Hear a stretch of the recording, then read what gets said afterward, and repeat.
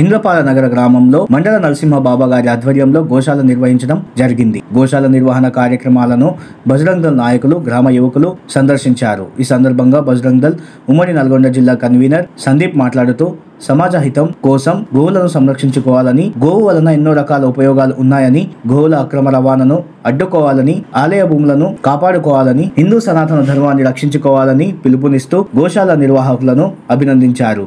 ఈ కార్యక్రమంలో బజరంగ్ దళ్ నాయకులు బింగి భరత్, కూరా వెంకట్, నవీన్, నాగరాజు, అనిల్, రాజేష్, శ్రీకాంత్, లింగస్వామి, బీజేపీ నాయకులు దుర్గయ్య, వెంకటేశం, అయ్యప్ప గురుస్వామి, గోపాల్, నరసింహ, రాము, జానీ, చిన్న, ప్రభాకర్, గుంజరాజు, లింగస్వామి తదితరులు పెద్ద ఎత్తున పాల్గొన్నారు.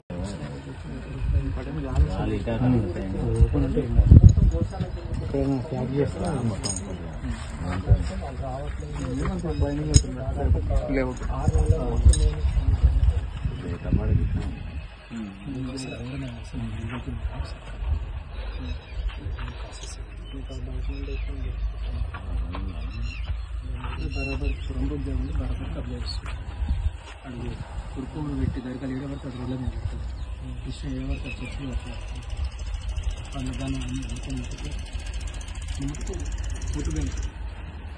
ప్రతి ఒక్కరు వాళ్ళకి సహకారం ఇస్తారు. మనం అయితే పడి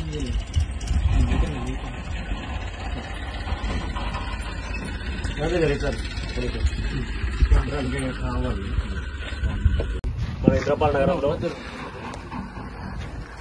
ఇంద్రపాల నగరంలో గో సంరక్షణ కేంద్రంగా బాబా నరసింహస్వామి పీఠాధిపతి గారు వారి సొంత నిధులతోటి ఇక్కడ మన ఇంద్రపాల నగరంలో గోశాల ఏర్పాటు చేయడం జరిగింది.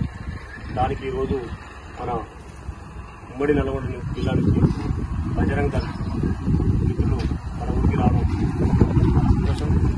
వారి సందర్భంగా వారికి ధన్యవాదాలు తెలియజేస్తూ, గో సంరక్షణ విషయంలో దేశం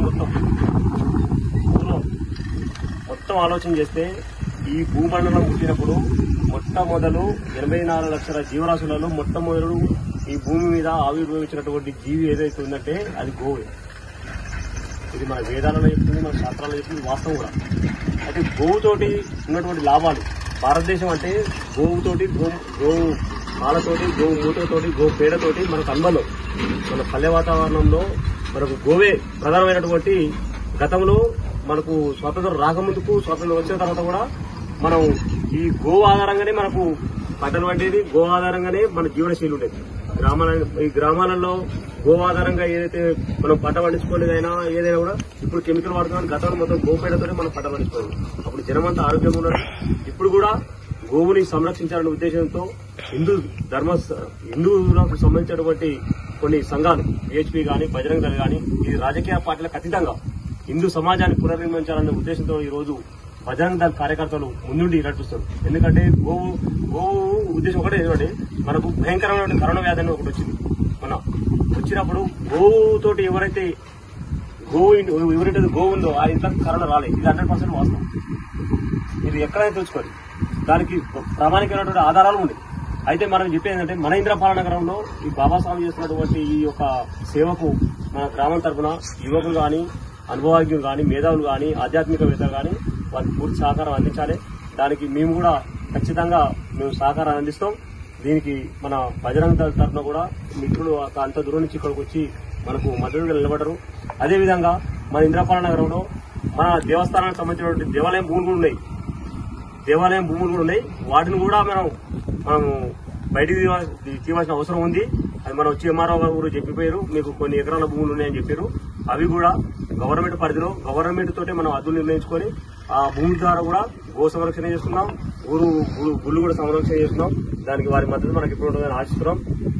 అదేవిధంగా బాబా గారికి మాత్రం మా అందరి తరఫున కృతజ్ఞత తెలియజేస్తూ, మా అవసరం ఎప్పుడున్నా కూడా మీకు 24 గంటలు 24 అవర్స్ మీకు అందుబాటులో ఉంటామని తెలియజేస్తూ, ఈ గోశాలను సందర్శించడానికి వచ్చినటువంటి బజరంగ్ దళ్ మిత్రులకు, ఊళ్ళో ఉన్నటువంటి యువకులకు, ఆధ్యాత్మిక గురువులకు అందరికీ ఈ సందర్భంగా ధన్యవాదాలు తెలియజేస్తూ, మేము అందరం మీ ఎల్లవేళ మీకు అందుబాటులో ఉంటామని తెలియజేస్తున్నాం. జై శ్రీరామ్.